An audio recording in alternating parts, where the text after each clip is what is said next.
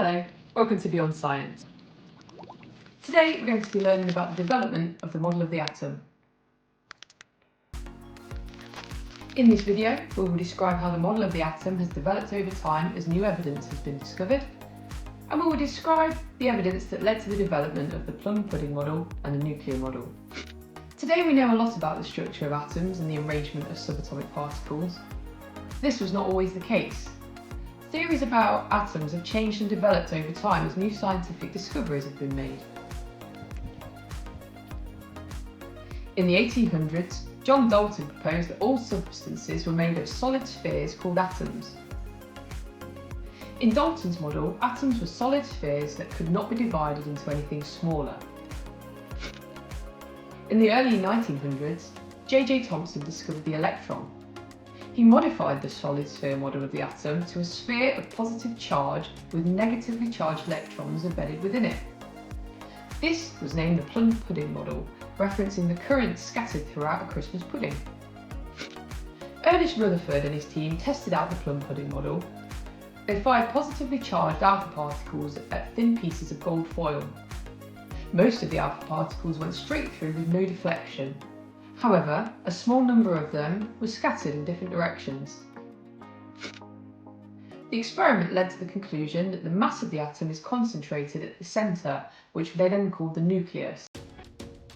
It also told them that the nucleus has a positive charge.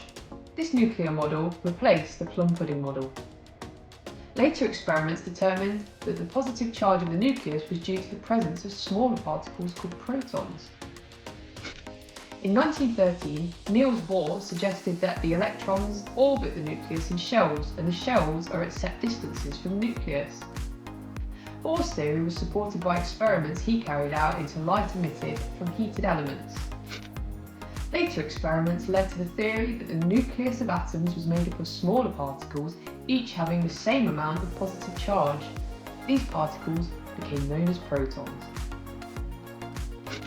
In 1932, experiments by James Chadwick provided the evidence for the model that had already been accepted for nearly 20 years. He proved that neutrons exist within the nucleus of the atom. This model, the atomic model, is the model that we use today.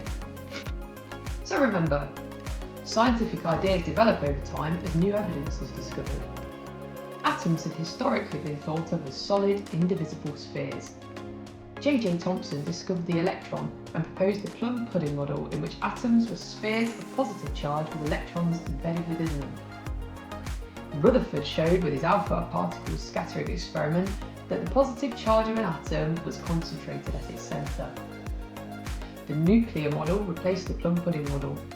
Niels Bohr used evidence from his experiments to suggest that electrons orbit the nucleus of atoms at specific distances, and the proton was discovered.